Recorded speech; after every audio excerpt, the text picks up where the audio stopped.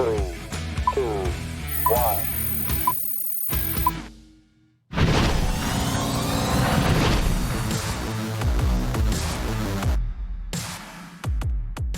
From inside the MASN newsroom, it is the MASN All Access Podcast. Paul Cano, joined as always via Zoom by Brendan Mortensen. Thank you so much for tuning in. We got a lot to discuss here, Brendan. I don't know if you know, but the Dodgers won the World Series last night, and I didn't hear. Yeah, no, it's funny because I actually went to bed like a minute after I was streaming it on my phone. I watched the final out. And I watched the dog pile, and I thought, well, all right, that's it. I don't need to stay up for any other news that might break over the coming hour. Little did I know there would be massive news. Justin Turner, who had tested positive for COVID and had been pulled from the game in the eighth inning, the top of the eighth inning, would rejoin the team on the field after the game to celebrate the championship, despite the fact that he had just tested positive for COVID. Corey Seager won World Series MVP, and it was like nobody most noticed. Important thing. Nobody cared. Yeah. Nobody noticed. That is the worst year you could possibly win World Series MVP because nobody knows. Yeah. Well, I was trying to catch up this morning, and I was watching Jeff Passan break it down on ESPN last night, and they asked if there was any concern. He goes, well, I think there's some concern. And I think that kind of captures the tone of baseball at this point, because that was, wow. I mean, they had gone, I think, like 50-some days without a positive test, and then they get a positive test during the final game of the 2020 season. And I know, I don't understand from his perspective, but I get the idea that Justin Turner worked his entire career. He's a veteran. To be there. He's been in multiple World Series to get to this moment, and he is literally 2 innings away from getting to celebrate, and he has to be pulled from the game. I get the desire to come back out and the urge to come back out and celebrate with the team, but man, is that a bad look, because he was literally on video hugging all of his teammates and holding the trophy and taking team pictures, some of them without a mask, just after he had tested positive for this deadly virus. And of course, too, we know his manager is Dave Roberts, who is more than likely a high-risk individual given his health history. So yeah, really not a good look for Justin Turner, but it is about the most 2020 way that a baseball season could end, with how ridiculous this season was. And, there had to be something ridiculous to end a pretty smooth postseason. Yes. Up to this point. Yeah. So, obviously you feel bad for Justin Turner. You hope that there was nothing there at all. You hope that the test wasn't positive, of course, but given that it is a really bad look that he comes back onto the field. And I think he is going to take a lot of heat for that, as he probably rightfully should. Yeah. And I just wonder what would have happened if the Rays had come back and won that game in the 8th or 9th inning, and they were looking at a Game 7 tonight where Justin Turner had just played 7 innings with his teammates and against the Rays after testing positive, or while he was technically positive for COVID. I don't know how they would approach that. I mean, would they push back Game 7? These are all talk about high drama. If you were like, Game 7, it's not going to be tomorrow. It's going to be in 2 weeks. Get ready. Get hyped. Just 2 weeks of hyping up Game 7. But yeah, I don't know like the Super Bowl. They have done. Yeah, the Major League Baseball, truthfully, got really lucky that the Dodgers closed out this series in 6 games, because Game 7 would have been a debacle if they had to figure that out. Absolutely insane. And they honestly avoided that, but still, they're not out of the woods in terms of the rest of the news that's going to come out. And they are just crossing their fingers and hoping nobody else tests positive. And I don't even know what they're going to do in terms of, they're obviously not going to have a parade, but I don't know what they're going to do in terms of getting the team back healthy and safe, and just keeping an eye on them. And because they don't have to take any more tests, because they're not coming to the ballpark every day, but they should keep an eye on them and make sure that they are still healthy just after finding out that he tested positive. Absolute nightmare. Yeah, no, exactly. Yes, they don't need to take any tests because there's no more baseball games coming up soon, but also the mindset should absolutely not be hey, the season's over, whatever about COVID. Yeah, go do that can't be the mentality. No. Yes, I know there are no baseball games that they need to prepare for, but still, we're talking about COVID-19 here. This is not a whatever, they don't need to play anymore. This is still a very serious virus that everybody needs to be taking seriously. And it was, again, like I've said, just really not a good look from anybody involved to basically say, well, the season's over, so this doesn't really matter as much because players aren't going to miss games if they test positive. Exactly. No, positive cases are still not good. That's my hot take. Positive cases, not good. That's incredibly cold, that take. I wish that they had some kind of just giant hamster ball to roll Justin Turner out onto the field so that he could still be in the pictures and they can Photoshop the hamster ball out of the pictures later. But it's like bubble soccer. They should have all played bubble soccer. Absolutely. Those were I think that's the solution, really. Yeah. That is the future of sports, actually, is bubble soccer. Bubble everything. Yeah. You can make it full contact. Be great. Before we get into the Orioles talk, because we're going to talk a little bit about some teams that the Orioles should emulate or seek to emulate around baseball. Some, good examples of rebuilds that have gone well and some bad examples of rebuilds that have gone poorly. So kind of where the Orioles should go from here, what kind of teams they should emulate and which teams they should really ignore completely and learn from in a lot of ways. But before we get to that, I do want to mention the fact that there is early voting going on right now at the ballpark that forever changed baseball, Oriole Park at Camden Yards at Dempsey's. I was there yesterday. I already voted ahead of time via mail, so I wasn't there to vote, but I did get to see a lot of people there voting. I know people that have gone there to vote, and it is awesome. It's a great place to be able to vote. I mean, instead of getting to go to like your local middle school or something like that, you get to hang out in the warehouse, come on down. It's from 7 a.m. to 8 p.m. every day. So today, what is today? Wednesday. So Wednesday, Thursday, Friday, Saturday, Sunday, Monday. So 6 days left for you to be able to get your early voting in at Oriole Park at Camden Yards. We are better off the more people that vote. That is just the best thing you can say about democracy is that the more people that get to the polls and cast their ballots, the better we all are. So, Have you voted yet, Brendan? I have not voted yet. I'm actually planning on voting it today. I'm going early voting with my mother this afternoon. But awesome job by the Orioles taking initiative there. It's a fun way to get involved. It's a fun way to kind of get back into, with the Orioles a little bit because of how weird this season was. Weren't able to go to Camden Yards a lot. And now you have the opportunity and you get to vote along with it. So I think it's awesome that the Orioles are setting that up. And of course, go vote. It's important. Exactly. All right. It's part of their Voter Up campaign, and it is a great idea by the Orioles to get people involved as well. All right, let's talk about some baseball stuff. First and foremost, the massive news. Actually, this probably, I think, was bigger news than any of the World Series games, and that would be Stevie Wilkerson returning to the Baltimore Orioles on a minor league deal. Brendan, your reaction? Well, look, I was a Cedric Mullins stan account this season. The year before, I was a full Stevie Wilkerson stan account. And it's nice to keep that streak going of just might I argue, the best players on the Orioles being my stan accounts in Stevie Wilkerson and Cedric Mullins. Might I argue the best bullpen arm that the Orioles have, along with being the greatest center fielder, tied with Cedric Mullins, in my opinion. So this is a massive signing for the Orioles. I would have given him a Mike Trout-esque contract, but got him on the cheap, got the hometown discount. Yeah, so it's huge for the Orioles to bring Stevie Wilkerson back. I think the best closer maybe in all of baseball. He is the only position player still to have a save in a game. And, of course, that was against the Angels last year. And I think I can say this on air, Dr. Poo-Poo, which is his nickname, which is the most ridiculous nickname, I think, easily in baseball. But yeah, I mean, I'm happy for the guy that he's coming back because it was really unfortunate. Of course, the injury he sustained was a wrist injury, so I feel his pain there. Back during the exhibition portion of the season, the 3 exhibition games, he was making a spectacular diving grab and ended up hurting himself. And, he was not terribly productive, obviously, at the plate in 2019 and 2018, but he's versatile. And the reason that we saw Pat Valaika so much this year is because Brandon Hyde did not have a Stevie Wilkerson to stick around the field and to use him in different places.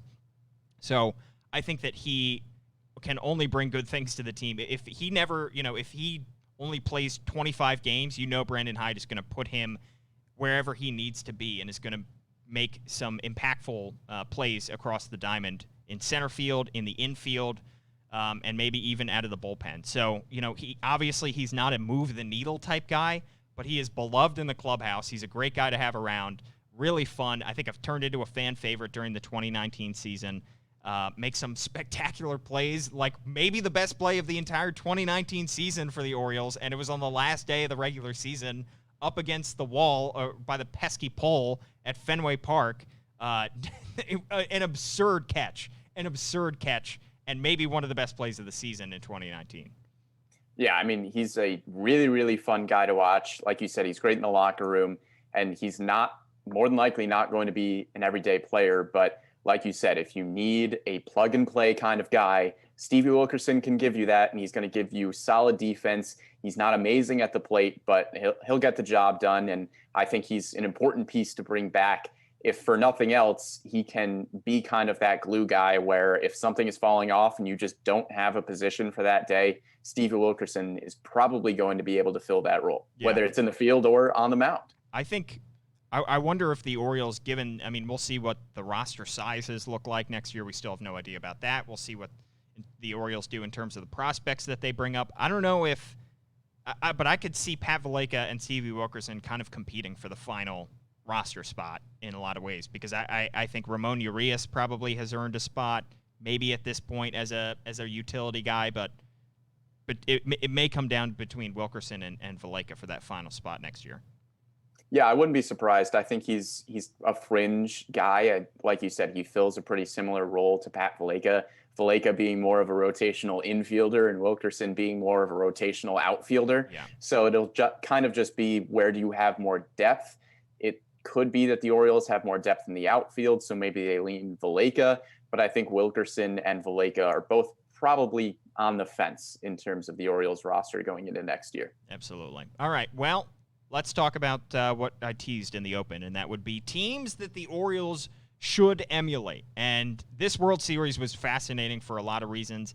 I think from a baseball perspective, it was fascinating because you had two teams that were on the opposite side of the payroll. You had two very different teams in a lot of ways. One that was built heavily on the star power and a big budget, and another team that was a group of guys that some of them were cast-offs from other teams, and a lot of them were in-house guys that they developed that nobody expected them to, but turned into good players, and they cobbled it together and made an incredible team that just came up short, and that would be the Rays. The Dodgers, of course, were built on the star power. The Orioles, I would think, if you're looking at the two teams in the World Series, before we get to some that we predict, I think they would probably fall somewhere in between these two teams. The Rays finished 28th in payroll. The Orioles obviously are like the 25th TV market in America. They're on the lower end. They have a competitive balance pick, so they are on the lower end in terms of market size and available payroll. But I think that they would be able to spend a little bit more money than the Rays. So I don't think an Orioles-Rays comparison is a perfect one to make. I don't think it's a perfect one to make, but it's actually the first one that I did end up making, because I think roster construction-wise, the Orioles and Rays could be pretty similar in a few years. The Orioles, of course, in a few years being pretty similar to how the Rays look right now. They're built on the starting pitching first and foremost. The Rays are, with Charlie Morton, Blake Snell, and Tyler Glasnow. Those are their top three guys who got them really far throughout the playoffs. And in a few years, maybe we could see the Orioles, John Means, Grayson Rodriguez, DL Hall. That starting pitching is going to be what drives the Orioles, just like it's driving the Rays right now. And with so many pieces in the prospect field right now for the O's, that bullpen could look pretty similar to the Rays bullpen right now. We know Tampa has a tendency to go with bullpen days because they have so many good arms in there. If there are some Oriole arms that don't quite make the starting rotation but are still good big league players, they could end up in the Orioles bullpen. And then all of a sudden, the guys who you thought were going to be starters could end up being solid bullpen pieces for the Orioles. So I think the pitching is what really makes those two teams similar. The potential pitching that the Orioles have and the pitching that the Rays have right now. And like you said, The Orioles will probably have a little bit bigger payroll than the Rays, so maybe they'll be able to go out and get a flashy free agent or two. But the Rays right now, like I think the Orioles will be, are built on their younger hitters that they really haven't had to pay a whole lot to yet. They actually just extended Brandon Lau, but they've also got guys like Austin Meadows and Randy Arozarena who broke out at the end of this season. They're all younger guys who are in the middle of their lineup and are really leading the charge for them. And then with the Orioles in a few years, you could be seeing a similar thing with guys like Adley Rutschman, Heston Kjerstad, Ryan Mountcastle, those younger hitters that you haven't had to extend to massive contracts yet and can still lead the charge offensively. So I think those two with leading and pitching and having the younger hitters is what makes those two really similar. And then the Rays also have these kind of waves of prospects like the Orioles do. Right now, they've got Brendan McKay up at the major league level. He's kind of a hybrid starting pitcher, DH type, but they've also got the number one prospect in baseball in Wander Franco, Vidal Brujan, Xavier Edwards. They're still waiting on. So they have good prospects up right now, but they're still waiting on that second wave, just like the Orioles. They've got Ryan Mountcastle up right now, but they're still waiting on guys like Adley, Heston Kjerstad, Gunnar Henderson. So I think the Rays, even though they have that smaller payroll, like you said, are still a pretty decent comparison for what the Orioles could look like in a few years. Yeah, I think it'll be interesting to see when those guys that you mentioned that are at the major league level, like a Arozarena, when they are due for an extension or a year or two away from free agency, are the Rays going to, one, have the money, and two, be willing to extend those guys? Because they may have to turn into somewhat of the Oakland A's, where once the guys become too expensive and are nearing the end of their rookie contract or their rookie deal, they may have to part ways with those guys and go into a mini rebuild for a couple years because they might not be able to afford everybody. And I think that that's something that Orioles fans hope the Orioles can avoid.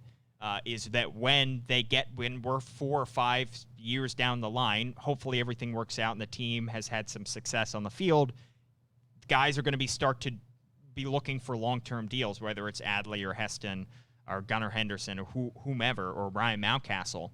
The Orioles fans are going to hope that they have the money and are willing to extend those guys so that they don't have to trade them with a year left on their deal and they're still only 27 or 26 years old. They're hoping that they can be able to keep those guys in-house. Now, they're not going to be the Astros, which, is the team that's going to draw a lot of comparisons, of course, because of the way that Mike Elias has fashioned this rebuild after the Astros rebuild. But the Astros are in a different stratosphere, pun intended, in terms of money. They are in the upper echelon of teams being able to spend. So they have been able to extend a lot of their guys and keep a lot of guys in-house. And when they need to, they can go out and get a Zach Greinke and take on his huge, massive salary, even if it's only going to be for a couple seasons. And they can go out and extend Justin Verlander if they need to. The Orioles probably are not going to be there.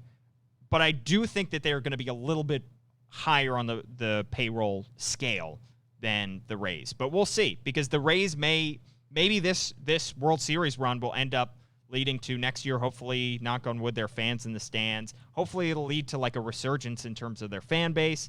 Maybe they get a new ballpark, something like that can reinvigorate the fan base. They bring a little bit more cash flow in and they're able to extend some guys. But at this point, I think Orioles fans hope that everything up until this point will have gone similar to the Rays. It's just the money that they need to sign free agents and to keep their own guys in-house. And I think the biggest thing with the money is just that it extends your window, right? Yeah. I mean, the Rays spent wisely with the free agents that they do have, like Charlie Morton. They didn't go break the bank for Charlie Morton, but he has still been a really consistently good pitcher for them.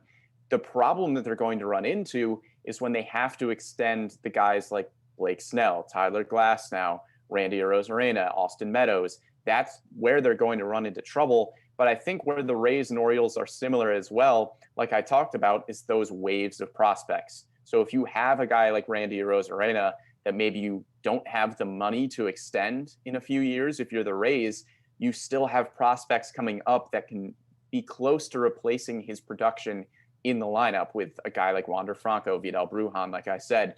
So you're hoping that those prospects that you keep calling up are going to continue to replace the production of some of the guys that you maybe have to let go because you don't have the payroll to extend them.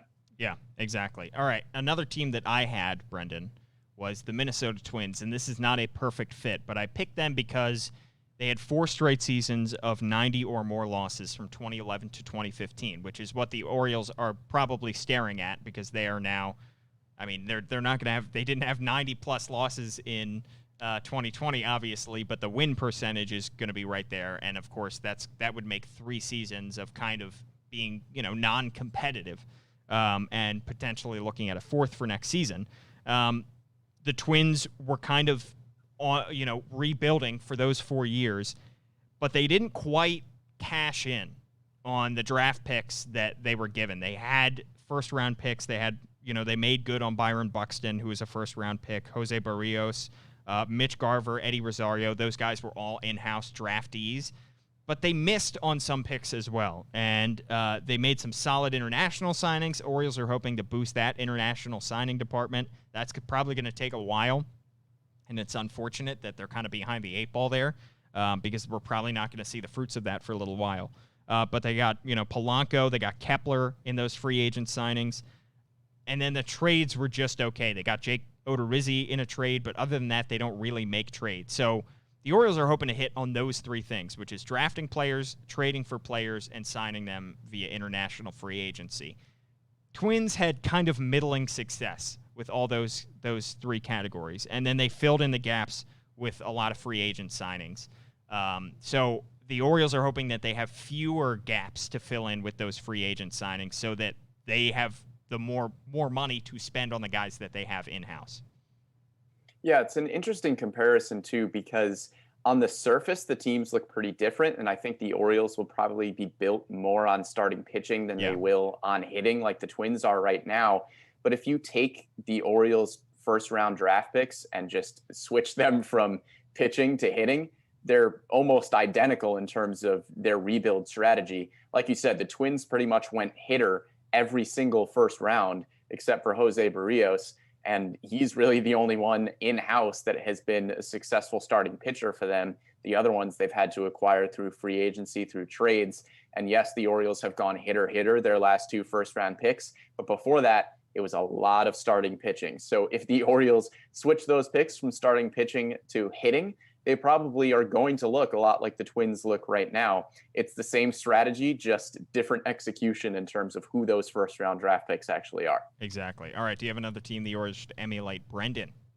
Yeah, so I have the obvious one next, and that's the Astros. It's kind of the low-hanging fruit in terms of comparisons for the Orioles, but, I mean, you have to make it because that's how Mike Elias is constructing this team at this point. It's not exactly the Astros of this year. I think it's more along the lines of the Astros a few years ago when guys like Alex Bregman and Carlos Correa were first getting called up. I think that's what the Orioles are realistically going to look like. It's when you had guys like Dallas Keuchel, who was still in the rotation, Jose Altuve, who had been brought up a while before, that were kind of already the bedrock pieces on the team like the Orioles have right now, and somebody like an Anthony Santander, guys that weren't high up on the prospect list but are still solid foundational pieces. And then you brought up the guys like Alex Bregman, Carlos Correa, and you made smart free agent signings that weren't breaking the bank like a Michael Brantley. So I think that's a pretty similar comparison there a few years ago, where you can sign the free agents that aren't going to completely kill you salary cap wise,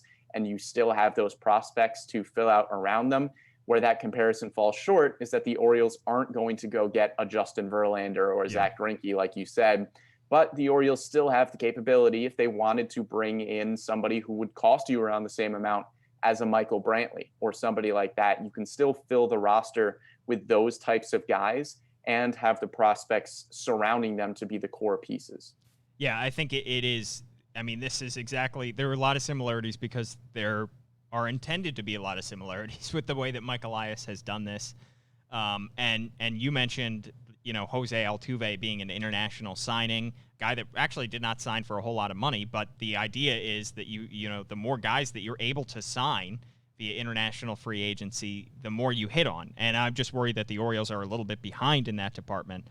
But yeah, I mean, the similarities are striking between these teams. And in terms of the window, you mentioned the Astros being able to extend their window after, but the window that they struggled in, the rebuilding window, took about as long. It was, I think, 3 straight seasons of 100 losses, which is what if the 2020 had been a normal season, the Orioles wouldn't have had 100 losses, but they would have had 102 straight years and 90 some in this 2020 season at least. So it is very similar in terms of the plot that Mike Elias is drawing timeline-wise as well.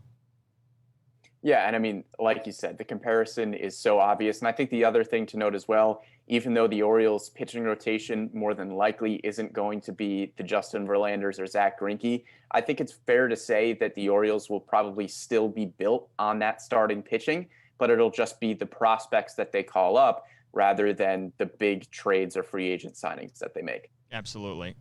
We are getting comments as well, by the way, because we are live on Facebook and Twitter and YouTube. So if you're not watching, you should be watching. It's more than just an audio experience. It's a visual as well. You get to see our ugly faces. But Jonathan Gonzalez said the present-day Twins are built like the O's used to be in the mid-2010s. And, yeah, I think there's a comparison to be made there because those Orioles teams were built more on their hitting than they were on their pitching. And those Twins teams, as we know, have not experienced a whole lot of postseason success. Now, the Orioles did, of course, advance to the 2014 ALCS, but other than that, they did have some pretty good teams that fell short when it came to the postseason. The Twins are their own case, and they just literally can't even win a postseason game. But I do see the way that the teams compare in terms of the mid-2010 Orioles and the current-day Twins.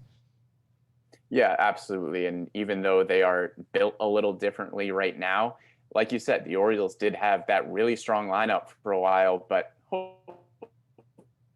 a little more playoff success than Minnesota has so far. Exactly. All right. Another team that I had, Brendan, that I could see, and not a perfect comparison, but one that is similar, White Sox, Chicago White Sox, not the Cubs, because I have made that mistake before, as we know.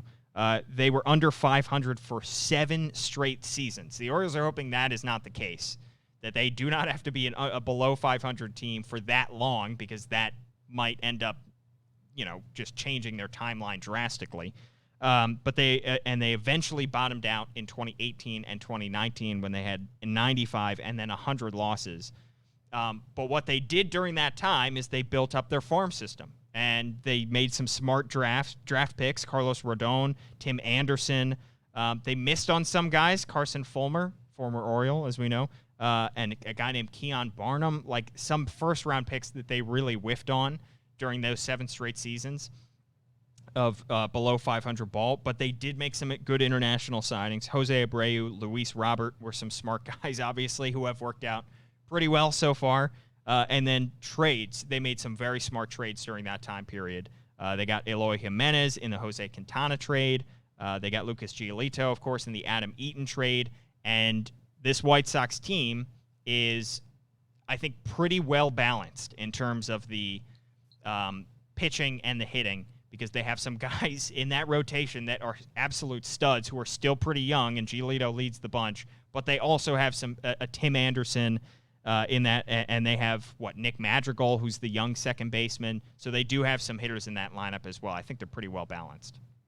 Yeah, and I have an example later of trades not going well in a team that's rebuilding, but the White Sox pretty much hit on all of those trades where they were getting prospects back. Think back to the Chris Sale trade where they got Moncada from the Red Sox. Yeah. So they don't really have a lot of massive contracts on that team right now. They're also waiting on prospects like Nick Madrigal, who can come up and be their everyday second baseman. He'll probably be their opening day second baseman next season.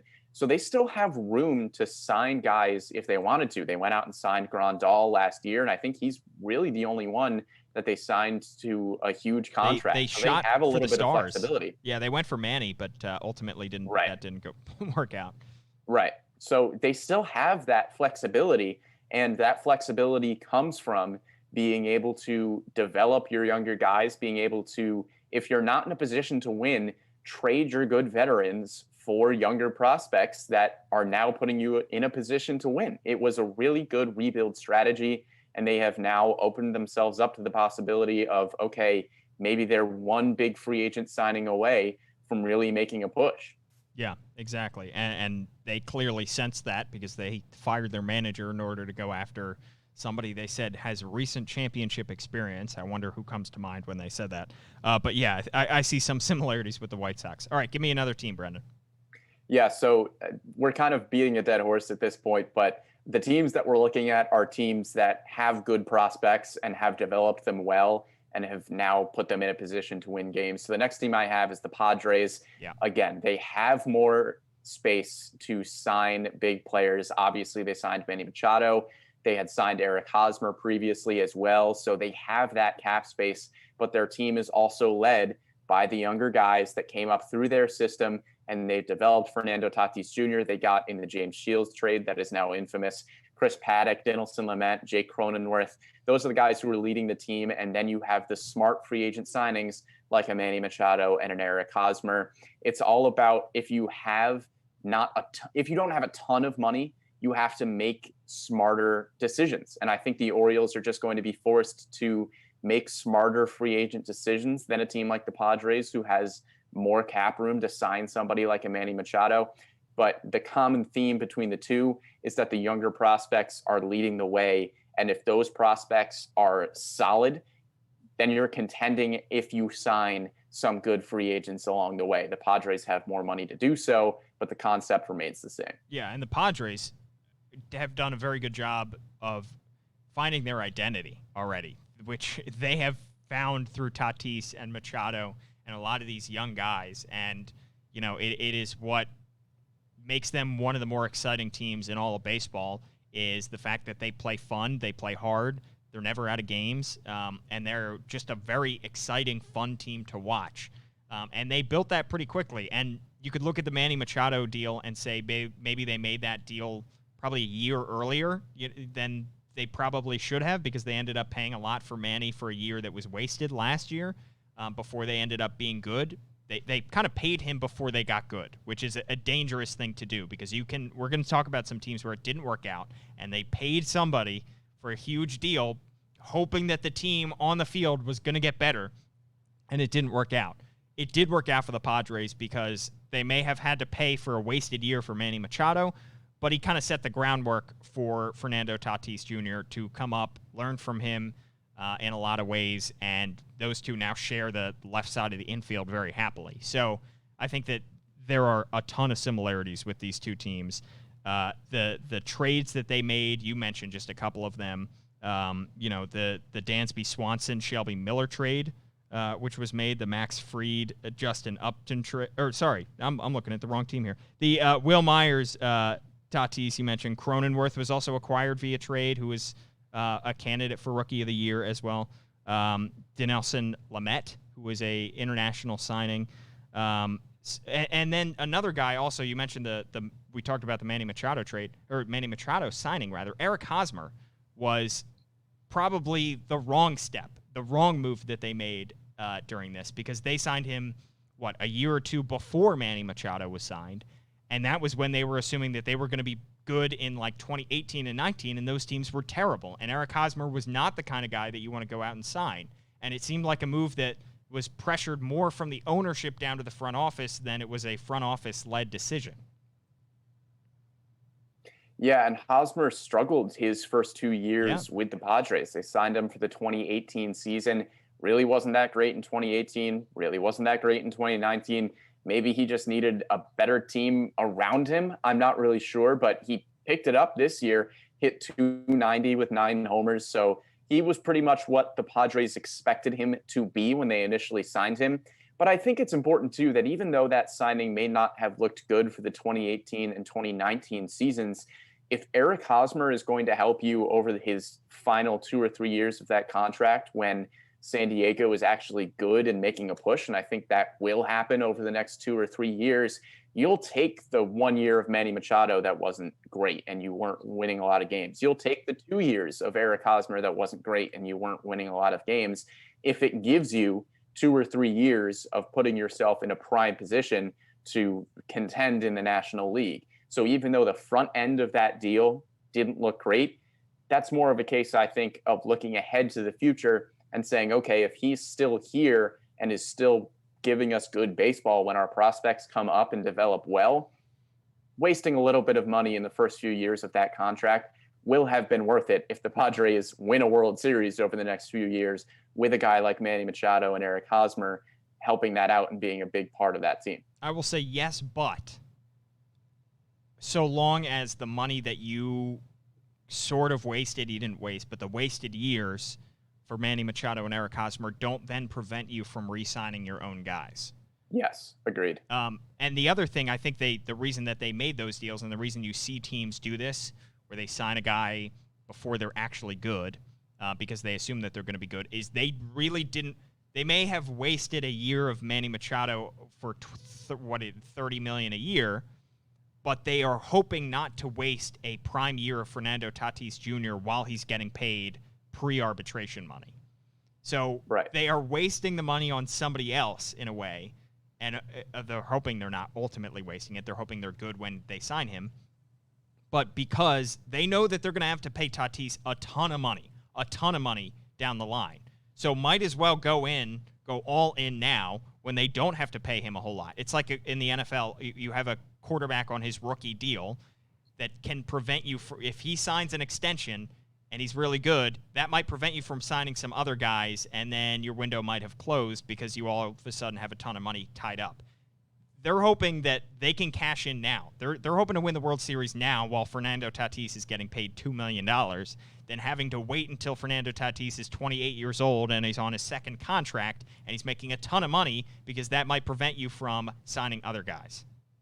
Right, and I think it's important to clarify, too, when we say waste, having a year of Manny Machado when he is good and playing well, that's not a waste. We're saying waste in terms of, okay, Manny Machado is playing well, but the rest of the team isn't really there yet. So that's essentially wasting a year of Manny Machado, because while he is still really good and you are paying him a lot of money, the team just isn't doing great. Yeah. So at that point, having Manny Machado doesn't really mean too much. So we're not saying waste in terms of he's a waste of a contract, he shouldn't be on the team. It's just you're kind of sticking him on a team that isn't really good yet, and you are really, really hoping and really, really banking on the fact that those prospects are going to come up and going to play well very soon. Yeah, you're hoping to maximize everybody's good years all at the same time, and it's incredibly difficult to do, and that's why we're going to see a lot of bad teams. But one more team I want to talk about that is good.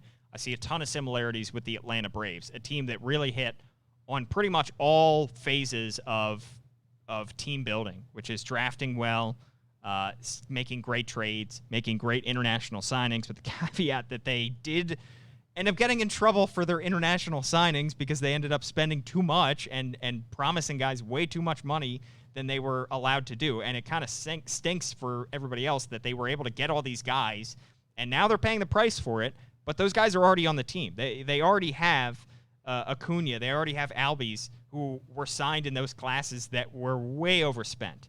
And you can't take them off the team, but even though the Braves can't make free signings in the international free agents market now, doesn't matter because those guys are already on the team. But they did very well in that department. And obviously the Orioles will not be breaking rules, but we hope that they make smart decisions in the international free agent market. I mentioned those two guys internationally, but trades, that the one that I hinted at earlier incorrectly, Dansby Swanson, Shelby Miller trade, the Max Fried, Justin Upton trade. We're not going to talk about the Tommy Malone trade, of course, for the Atlanta Braves. But, they made smart moves and drafting Austin Riley, Ian Anderson, Kyle Wright. They had these top draft picks because they really bottomed out at a time when they needed to. They had 3 straight seasons of 90-plus losses, and then all of a sudden they flipped the script. They had 90 wins in 2018, and that's what the Orioles are hoping to do. Because they're bottoming out so hard now, and they're not just halfway doing it and slowly doing it and doing, you have 85 losses, then you have 91 season. No, they are hardcore bottoming out because you get high draft picks, and then eventually you're hoping that you can flip that script really quickly. So those are the similarities I see between the Orioles and the Braves. Yeah, so first and foremost, I think for the Braves, I think pretty much everyone would agree that the punishment is pretty well worth the crime there, considering you get Acuna and Albies out of it. Yeah, what does that say about the punishment? That it is not it's not a good punishment to have at that point. Right. I mean, I think I think the Astros would probably say the same. Like, yeah, we got punished, but we won a World Series. And the Braves perspective, yes, we got punished, but now we have Ronald Acuna and Ozzie Albies. So who cares? Yeah. Like it's that kind of scenario. But I think the Braves, another important thing to note there is that they can be an example of spending your money wisely around the prospects that you're calling up, around those international signings. Freddie Freeman is a big contract. Freddie Freeman is very well worth that big contract. Marcell Ozuna was a big free agent signing. He was a very good free agent signing. So they're not going out and spending an absolute ton of money, but the money that they are spending, extending the guys that they already have, going out and signing free agents, they're spending that money very, very well. And they also paid Ronald Acuna way before he should have been able to meet his market value. They are paying him way less than he should be getting paid. I think he's a 10-year, $80 million deal, something like that. I don't know if it's 10 years, but it's it's something crazy. Yeah, it is below market value. Yes, so they are paying him way less than he should be. It's an 8-year, $100 million deal. So I got the years and the numbers switched there. But even an 8-year, $100 million deal, that's ridiculous for Ronald Acuna, a guy who could probably be making $350 million on the open market. So they re-signed the guys that they needed to re-sign, and they re-signed them before they probably needed to get re-signed to make sure that they could get the value for them that they wanted. And I think that's a good blueprint to follow if you're the Orioles. Now, a bad blueprint to follow if you're the Orioles in terms of spending money the wrong ways, the New York Mets. Yeah. I mean, I'm sorry. I know it's too easy of a joke to say, okay, we're doing a podcast segment on teams that the Orioles don't want to turn into. What's the first team that comes to mind? The New York Mets. It's too easy. It was right there. But it's actually crazy to think that the Mets have developed their own guys really, really well, to the point where they should be a contending team if they had spent their money wisely. They traded for Noah Syndergaard in that R.A. Dickey trade, which was a fantastic trade for the Mets. The guys that the Mets have drafted and called up: Jacob Degrom, Pete Alonso, Dominic Smith, Jeff McNeil, Brandon Nimmo, Jared Kelenic, who got traded, I'll get to that, and Seth Lugo. If those are the guys that you're drafting, that's really good. Oh, and Michael Conforto as well. So they have all of those guys that they drafted and called up, pretty much all hits, because those are all really good major league players. Yeah. Now, where the Mets fell off is that they made bad trades and they have spent their money very poorly. The first bad trade, they moved Jared Kelenic, who was their maybe not most promising prospect, but he was up there, probably in their top 2-3 prospects at the time. They trade him for Edwin Diaz and Robinson Cano, those two massive contracts who have not helped the New York Mets win baseball games. And in the process, they give up one of their best prospects, who is now one of the best prospects in all of baseball. And then they make other really bad signings as well, like a Rick Porcello, who is just not going to help you. Why are you spending your money there? And even then, they just have so much money tied up in these guys, like Yoenis Cespedes as well, with his big contract, that you can't afford to make all of those horrendous signings while you are having the prospects that you called up play really good baseball at the major league level. That is about the worst case scenario for the Mets. They had everything in place.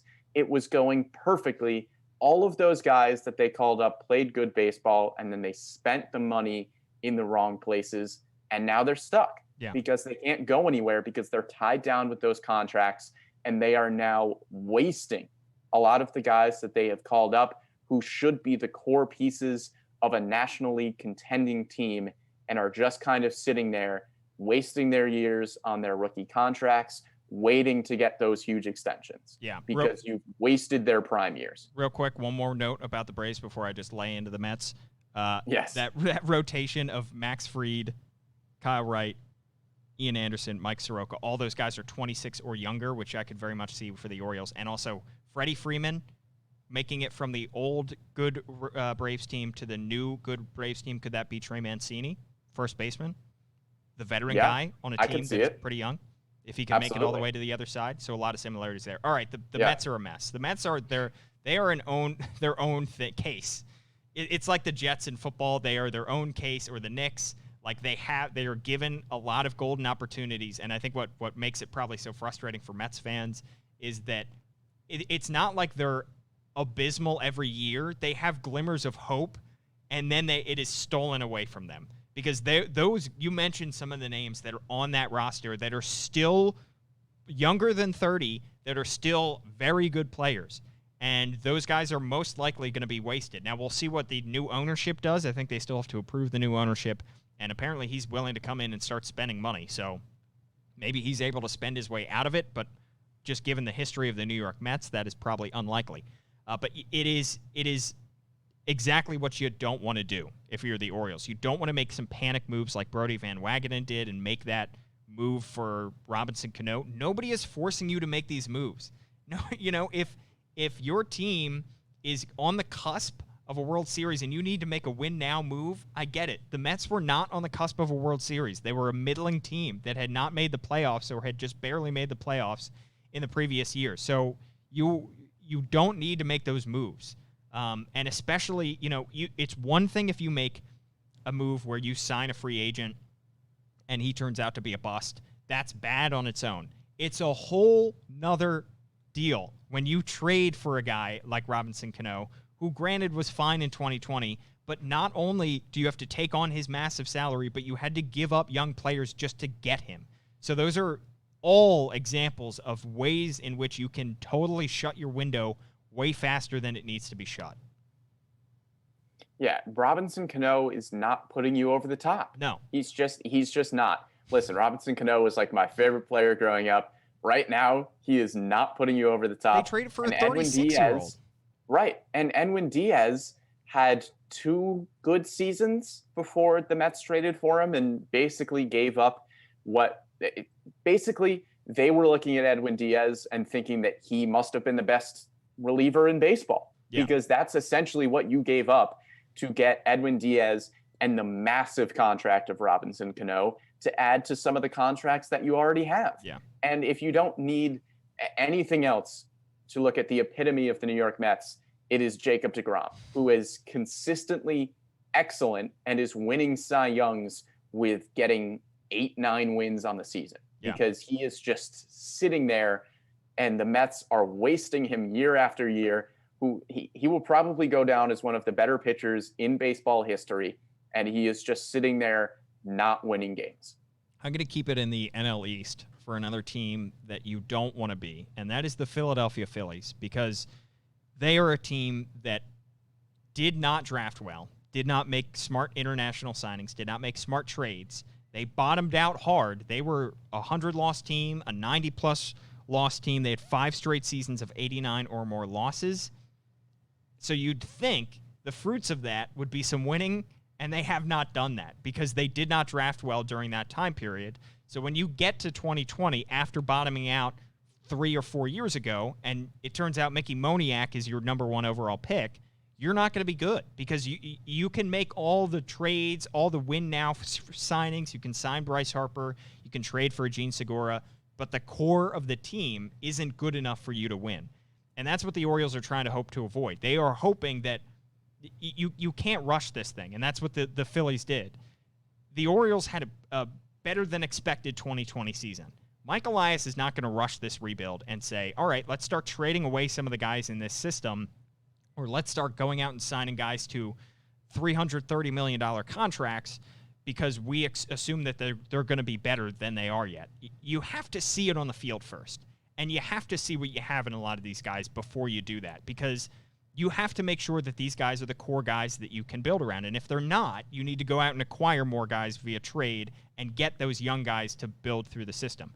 Because what the Phillies did is they shortened their window massively by signing 26, 27-year-old Bryce Harper, trading for Real Muto, who's going to end up walking, getting Gene Segura, who's on the wrong side of 30. Even Didi Gregorius, smart signing, good is going to be – all those guys were good for 1 or 2 years, but the core of the team wasn't good enough for them to win. So they just put icing on a moldy cake, I believe. That's the term you gave for them, Brendan? That was my roommate, who's a big Phillies fan, gave them that coinage. Shout out to Andrew Goldberg, who said they put icing on a moldy cake. Yeah. And you gave away the secret right there, Paul. It's a win now move. Yeah. All of those moves in are the name. Now. Yeah. It's in the name. If you are not in a position to win now, why are you making win now moves? Exactly. That's it. It's in the name. Exactly. You don't have to go out and make these huge splashes if you are not in a position to win. We talked about the Padres and how they maybe signed Manny Machado a year or two early, but they're in a win now mode a year down the line because they know that the team is in place. If you're the Phillies, your team is not going to be there a year or two down the line. You don't have the prospects for it. You don't have the core team for it. They just tried to build one out of nowhere, and they made win now moves for a team that was not built to win now. Yeah, exactly. You can't do that. You can't do that. And now they're in a horrible position where they've too much money on the payroll. The guys are too old, and they probably have to do a total rebuild all over again because they don't have the young guys to come up and replace the older guys. So just a disaster there, and that's what the Orioles, they're making all the right moves to not do that. Another team that actually falls into this category real quick, Colorado Rockies. I think we're a team that bottomed out 6 straight losing seasons from 2011 to 2016, bottomed out with 96 and 94 losses in back-to-back seasons in 14 to 15, but during that time, they did not draft well enough. And you talk about wasted players, Nolan Arenado is a wasted player right now because he is putting up incredible numbers every single season. Trevor Story is another guy at shortstop, putting up incredible numbers, and they have good players on that team, but not enough good players to put them over the top. So what they are doing is treading water at this point, and they have players whose windows need to be maximized before they eventually walk in free agency, and they are not doing it. Right. And I think the Rockies are a little bit of a different example, too, because they really haven't hit on a lot of their prospects either. You talk about a guy like Brendan Rodgers, who was a top 5 prospect in all of baseball, and he still has time to develop. Absolutely. But the last few years were kind of the years that you thought Rodgers was going to come up and start to succeed at the MLB level. And he really hasn't done that. Trevor Story has been a completely different story. No pun intended. Actually, pun absolutely intended. Of course. He's been really good, but that's not enough. You can't just have one really good player to go along with a veteran guy like Arenado and expect that you're going to make a push somewhere. They haven't really spent their money well, and the prospects that they thought were going to pan out have not really panned out. But at least they have some guys at the major league level, as opposed to the final team that I have for the team that the Orioles do not want to be, and that's the Detroit Tigers. I think these two teams are pretty similar surface level in terms of where they are looking to be over the next few years. They are both in the middle of their rebuild. The Tigers, I think, are a little bit behind the O's with their top picks right now. Obviously, they have the prospects. They have guys like Casey Mize, Spencer Torkelson, Matt Manning, Riley Green. Those are 4 that are going to come up to the major league level and be really good. They're 4 of the better prospects in all of baseball. But that's not the problem I see with the Tigers right now. The problem that I see with the Tigers right now is that they don't have any talent at the major league level. They just don't. I mean, there's really nobody on that Tigers team right now that you can look at and say, okay, along with the Casey Mizes and the Spencer Torkelsons, who are we going to build this team around? Yeah. You have to find some of those diamonds in the rough, like the Orioles have done with an Anthony Santander, like a Trey Mancini that has stuck around. Guys like that are crucial, and you've got to keep some of those guys around if you're the Orioles, or else you could turn into the Detroit Tigers, who have a lot of these prospects who are going to be really promising players, but they just don't have the pieces at the major league level to have a decent enough core there to add those star players to. Because right now, if you're the Tigers, you need to go out and make trades. You need to go out and sign free agents because there's really nobody at the major league level that you can establish that core with those prospects that come up. Yeah, I think the Orioles, we are going to see some, as we've talked about, we're going to see the fruits of this rebuild, the very beginning of it in 2021, because we're going to get to see a full season of Ryan Mountcastle, probably going to get to see Michael Baumann, Zach Lowther. We're going to see Keegan Aiken, Dean Kramer. we're not going to see that with the Detroit Tigers. They are still further away, I think you said, than the Orioles are at this point, and they're hoping that by the time Torkelson makes his debut and is good, that they have enough guys around it. But at this point, they're probably behind the 8 ball there. Right. Yeah, I would agree. And I think Torkelson is going to be great. Casey Mize is going to be great, like I said, but that's not enough. Yeah. You need other guys at the major league level who are already there, already established a little bit, and are playing good baseball, because it's an interesting comparison with the Phillies too, because the Phillies brought in a bunch of free agents to try to kind of make a team out of nothing. And the Tigers look like, at least if they don't go out and make some trades and make some free agent signings, that they're kind of going to be making a team out of nothing with these prospects. And I just don't really think you can do that. I think it needs to be a combination of the two. You've got to have some solid pieces at the major league level already to go along with the studs that are going to come up through that prospect list. And the studs might be there, but those guys at the major league level certainly are not right now for the Tigers. Other than Miguel Cabrera, how many Tigers do you think the average baseball fan could name who are at the major league level? That's a tough question. I mean, I think if you're an Orioles fan, you could probably name Jonathan Scope, who is on that team right now, but will probably be leaving in free agency. Yeah. So I don't know. I mean, Matthew Boyd, like, that's not really a household name. No. So it's an understatement. Yeah. I don't know, honestly. I think probably Miguel Cabrera, and I think the response to Miguel Cabrera would probably be, he's still playing? Yeah. So I think he's still getting paid, so he's still playing. Maybe one. Yeah. Maybe one. Yeah. Yikes. All right. Well, that just about does it for the teams that the Orioles should and should not emulate.